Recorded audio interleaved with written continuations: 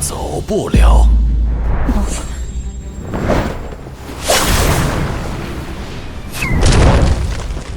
我也来。嘿嘿，阿弥陀佛，老施主，此举何意？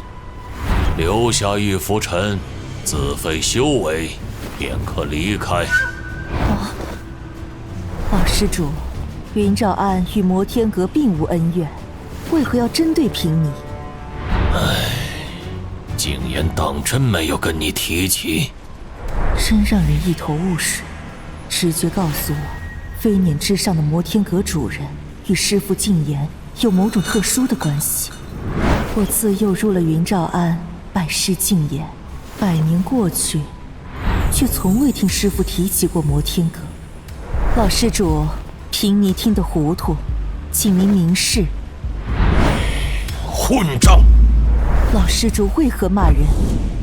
虽不知道老施主与家师是什么关系，但平尼问心无愧。若是可以，请老施主到云沼庵一聚，平尼愿与老施主一同论道。告辞。10名尼姑的脚下出现了道道的运圈，可以跟着移动。这是佛门最常用，亦是最难用的增幅手段之一。这是摩天阁第3位弟子端木生，据说修炼的是天一拳，极其霸道凶猛。百劫渡民，2叶金莲法身出现在身旁，2片莲叶飞速旋转，就像是10叶似的连成了一体。阿弥陀佛，让我们荡起双桨，小船儿推开波浪。破！火尘突然光芒大放，密密麻麻的雨滴似的罡气从那光圈中落下。我来。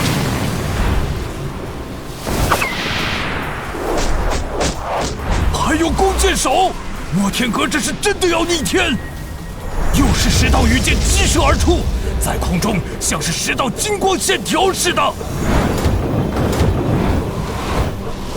这是你们自找的。阿弥陀佛！10名弟子突然散开，形成了巨大的圆圈，几乎覆盖了莲花台中心区域。圆圈上能量倾泻，苦海无边。他们都被这能量笼罩，无法寸进。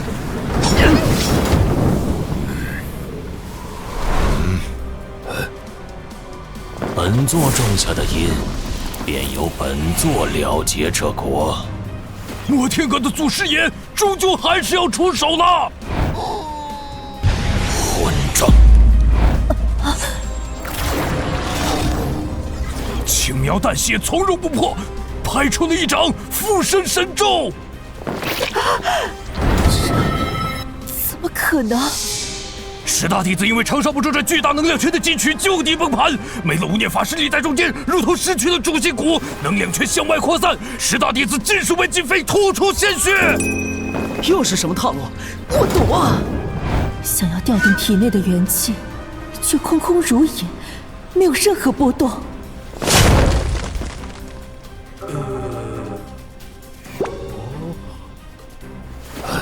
阁主的手段真是令我大开眼界呀！这招附身神咒，没有极高的修为，几乎不可能做到。阁主太强了。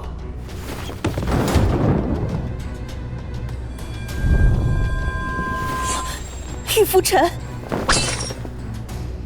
回收玉浮尘，需重新炼化方可使用。想起了100年前的种种，虽然只是祭天道的记忆，却仿佛身临其境。施主，给一个铜板，我就不粘着你。滚！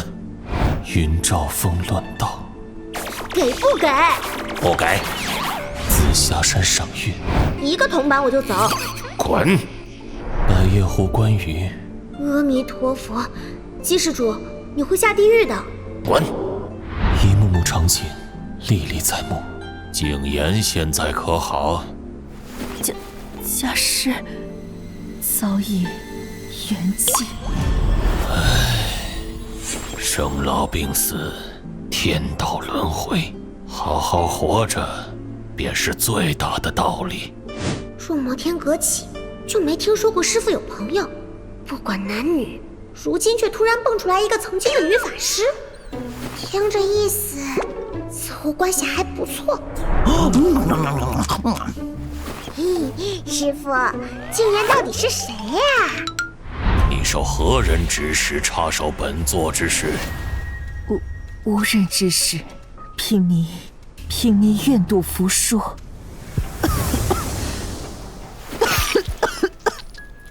当时第一大魔头的手段竟如此可怕。景言葬在何处？云兆峰附近百叶湖中。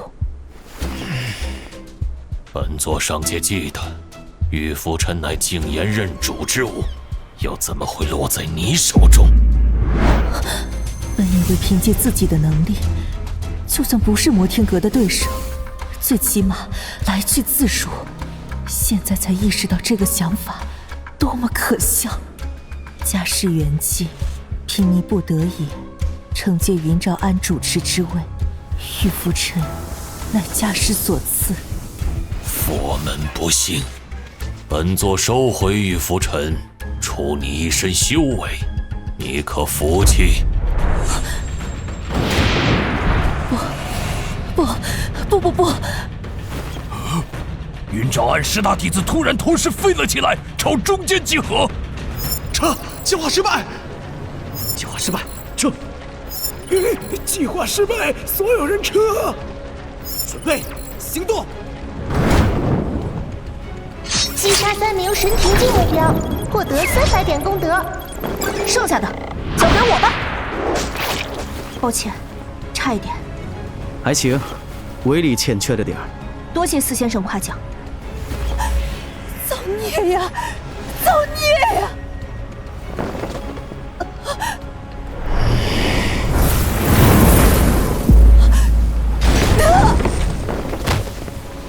玉浮尘的主人，不然世间尘垢，不为名利动摇，这便是对你的小小惩戒。